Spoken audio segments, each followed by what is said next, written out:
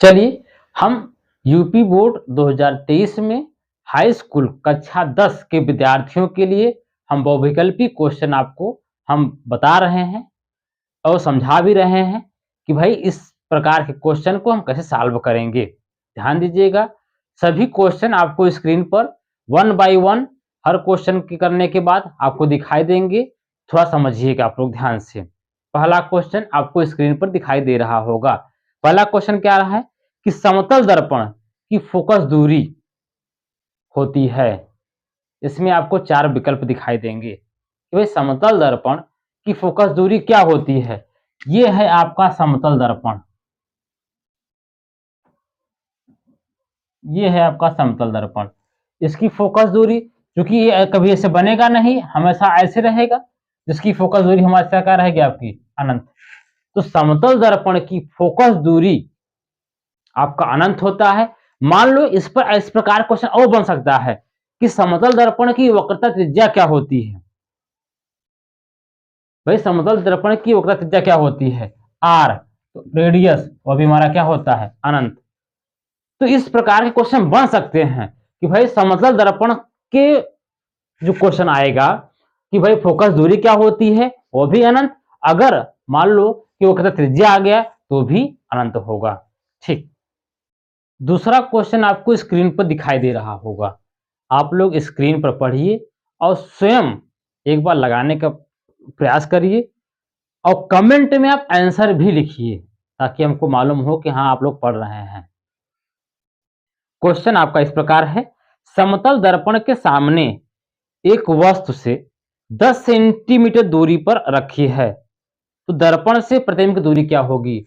कोई समतल दर्पण है, इसके सामने कोई एक वस्तु रखी है जो इसकी दूरी कितना दे रखा है 10 सेंटीमीटर। तो प्रतिबिंब कितनी दूरी बनेगा, तो कितने बनेगा आपका 10 ही बनेगा, 10 सेंटीमीटर भी बनेगा। एक फार्मूला होता है कि अगर आपका समतल दर्पण के सामने u आपका x दूरी पर है, u आपका x दूरी पर है, तो प्रतिबिंब भी कितनी दूरी बनेगा, x दूरी पर ही बनेगा। समतल दर्पण के सामने यदि वस्तु जितनी दूरी पर होता है प्रतिबिंब उतनी ही दूरी बनता है। 10 सेंटीमीटर पर रखा गया था तो आपको 10 सेंटीमीटर बनेगा। अगला क्वेश्चन आपको स्क्रीन पर दिखाई दे रहा होगा, उसे पढ़िए। क्वेश्चन क्या कह रहा है कि एक उत्तल दर्पण की फोकस दूरी 10 सेंटीमीटर है। उत्तल दर्पण है, इसकी फोकस दूरी कितनी है आपका 10 सेंटीमीटर। ध्यान दीजिए, ये आपका है उत्तल दर्पण, इसे क्या बोलते हैं उत्तल दर्पण। ये होता है ध्रुव, ये होता है फोकस, ये होता है वक्रता केंद्र। कह रहा है कि एक उत्तल दर्पण की फोकस दूरी 10 सेंटीमीटर है, फोकस दूरी 10 सेंटीमीटर है। तो दर्पण की वक्रता त्रिज्या आपको आर पूछ रहा है, आर पूछ रहा है। तो फार्मूला क्या होता है, यह बराबर क्या होता है r/2। तो r बराबर क्या हो जाएगा आपका 2f, तो 2 गुणित कितना 10 बराबर r, तो कितना हो जाएगा आपका 20। r बराबर कितना हो जाएगा आपका 20 सेंटीमीटर। ये आपका आंसर हो जाएगा। अगला क्वेश्चन आपको स्क्रीन पर दिखाई दे रहा है, उसको पढ़िए आप थोड़ा सा और समझिए भी। क्वेश्चन क्या बोल रहा है कि यदि किसी वस्तु को एक दर्पण के सामने निकट रखने पर प्रतिबिंब सीधा बने, किंतु दूर रखने पर उल्टा प्रतिबिंब बने, तो दर्पण क्या होगा। ध्यान दीजिए कि ये आपका है अवतल दर्पण, ये आपका है अवतल दर्पण। ठीक, ये होता है मुख्य अक्ष, ये होता है ध्रुव, ये होता है फोकस, ये होता है वक्रता केंद्र। अवतल दर्पण में आपके 6 प्रतिबिंब बनते हैं, आपको जानकारी होगा अगर बनाए होंगे। 6 बनते हैं प्रतिबिंब। उसकी स्थितियां पहली क्या होती हैं? जब वस्तु अनंत पर होता है तो प्रतिबिंब कहाँ बनता है? फोकस बनता है। जब वस्तु अनंत और वक्रता केंद्र के बीच बनता है तो प्रतिबिंब आपका फोकस वक्रता केंद्र के बीच बनता है। जब वस्तु वक्रता केंद्र पर होता है तो प्रतिबिंब आपका वक्रता केंद्र बनता है, आपका बराबर उल्टा बनता है। जब प्रतिबिंब वक्रता केंद्र फोकस के बीच बनता है तो प्रतिबिंब आपका अनंत और केंद्र के बीच बनता है।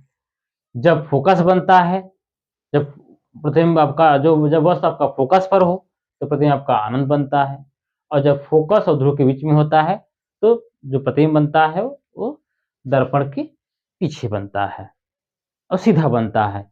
अब क्वेश्चन क्या कह रहा है कि यदि किसी वस्तु को एक दर्पण के सामने निकट रखने पर प्रतिबिंब सीधा बन रहा है, अगर हम पास में रख देंगे, फोकस और ध्रुव के बीच में रखेंगे तो जो प्रतिबिंब बनेगा वो सीधा बनेगा और बड़ा बनेगा। अच्छा, सीधा बने, क्यों? दूर रखने पर प्रतिबिंब उल्टा प्रतिबिंब बने तो दर्पण क्या होगा? दूर रखेंगे तो हमारा क्या बनता है? प्रतिबिंब हमेशा उल्टा बनता है। तो अवतल दर्पण में 5 केस में, 5 कंडीशन में वस्तु अगर हम 5 कंडीशन में देखेंगे तो उल्टा बनेगा, एक कंडीशन आपका बनता है सीधा। तो कौन दर्पण आपका होगा? अवतल दर्पण होगा।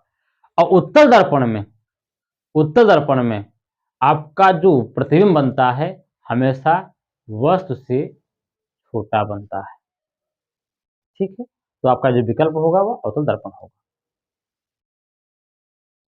अगला क्वेश्चन आपको स्क्रीन पर दिखाई दे रहा होगा, आप उसे पढ़िए।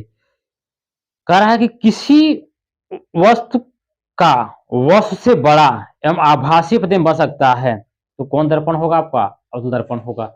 अगर हम वस्तु को फोकस और ध्रुव के बीच में रखेंगे तो जो प्रतिबिंब बनेगा वो आपका यहां बनेगा, A P A dash B dash, आपका दर्पण के पीछे बनेगा, आभासी बनेगा। ये जो होगा वो आभासी बनेगा,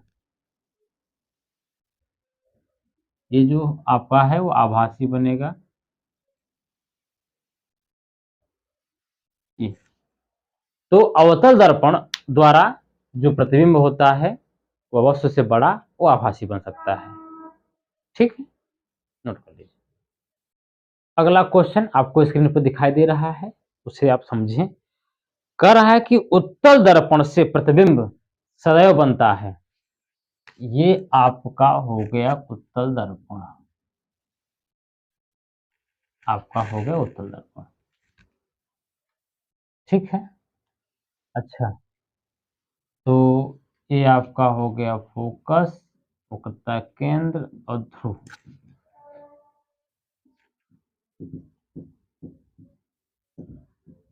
उत्तल दर्पण, उत्तल दर्पण पर जो प्रतिबिंब बनता है वो सदैव आजीवन ताउम्र ध्रुव और फोकस के बीच बनता है, वस्तु से छोटा बनता है, आभासी बनता है और सीधा बनता है। तो इसका जो विकल्प है वो 4 विकल्प दिए गए हैं, उसे आप समझिए। पहला कह रहा है कि वक्रता केंद्र तथा फोकस के बीच, वक्रता केंद्र फोकस के बीच, ये तो गलत है। आपको मैंने बताया कि ध्रुव और फोकस के बीच, ये गलत हो गया पहला विकल्प। दूसरा कह रहा है वक्रता केंद्र और अनंत के बीच, वक्रता केंद्र अनंत के बीच, ये भी गलत है। तीसरा, कहीं भी बन सकता है, नहीं, ऐसा नहीं हो सकता। आपका तीसरा जो ऑप्शन दे रखा है वह ध्रुव तथा फोकस के बीच, ध्रुव और फोकस के बीच, यही ऐसा है कंडीशन जो बन सकता है। विकल्प आपका, विकल्प नंबर आपका है 3। अगला क्वेश्चन आपको स्क्रीन पे दिखाई दे रहा होगा, उसे पढ़ें। देखो क्या लिखा है, उसमें लिखा है कि उत्तल दर्पण के सामने रखी वस्तु का प्रतिबिंब बनता है तो सदैव दर्पण के पीछे बनता है। विकल्प क्या क्या दे रखा है? वस्तु की स्थिति पर ही, गलत है। दर्पण के सामने वस्तु की स्थिति की दुगुनी पर, ये भी गलत है। दर्पण के सामने वस्तु की स्थिति की आधी दुगुनी पर, ये भी गलत है।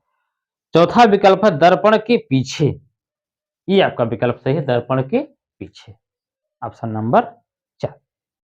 अगला क्वेश्चन आपको स्क्रीन पर दिखाई दे रहा है, समझिए ध्यान से, देखिए भी क्वेश्चन क्या है कि यदि आपतन कोण 42 अंश है, आपतन कोण आपका आई कितना है 42 अंश है, तथा परावर्तन कोण 30 अंश है, आपका ये कितना है परावर्तन कोण 30 अंश है। तो आपतित किरण का विचलित होगी, विचलन कोण पूछ रहा है, तो क्या होता है डेल बराबर आई माइनस आर, आई कितना है 42 माइनस 30 बराबर कितना जाएगा, ये विचलन कोण कितना होगा आपका 12 अंश। विकल्प आपको दे रखे हैं, पहला 12 अंश, दूसरा 72, 104 अंश, साइन 42/sin30, तो आपका जो विकल्प सही है पहला, आपका कितना होगा 12 अंश। अगला चलिए, अगला क्वेश्चन आपको स्क्रीन पर दिखाई दे रहा होगा, देखिए यदि दो माध्यमों के सीमा पृष्ठ पर एक प्रकाश किरण लंबवत आपतित होती है तो अपवर्तन होगा, जैसे आपका एक माध्यम, एक पहला माध्यम या आपका दूसरा माध्यम, ठीक, ये हो गया, ये अभिलंब हो गया, इस माध्यम के अविलंब ये हो गया। जो भी कोण हम लेते हैं, जैसे ये आपका हो गया आपतन कोण हो गया, इसे मान लेते हैं ये आपतन कोण आई, ये अपवर्तन कोण आर। तो आपतन कोण और अपवर्तन कोण जो हम लेते हैं वह सदैव अभिलंब के साथ लेते हैं। अब जब हम इस किरण को अभिलंब के पास ले आएंगे तो आई कितना हो जाएगा, आपका आई हो जाएगा 0। तो आपका इसका जो ऑप्शन है वो पहला 0 अंश, 45, 60, 90, तो इसका पहला विकल्प सही होगा 0 अंश, ठीक। अगला क्वेश्चन, एक मिनट, अगला क्वेश्चन आपको स्क्रीन पर दिखाई दे रहा होगा, 50 सेंटीमीटर फोकस दूरी वाले उत्तल लेंस की क्षमता पावर पूछ रहा है, तो P बराबर क्या होता है आपका 100/f, ये होता है 50 सेंटीमीटर फोकस दूरी वाले उत्तल लेंस की क्षमता क्या होगी। आपके विकल्प दे रखे हैं -2 डायोप्टर, +2 डायोप्टर, +0.02 डायोप्टर, -0.02 डायोप्टर।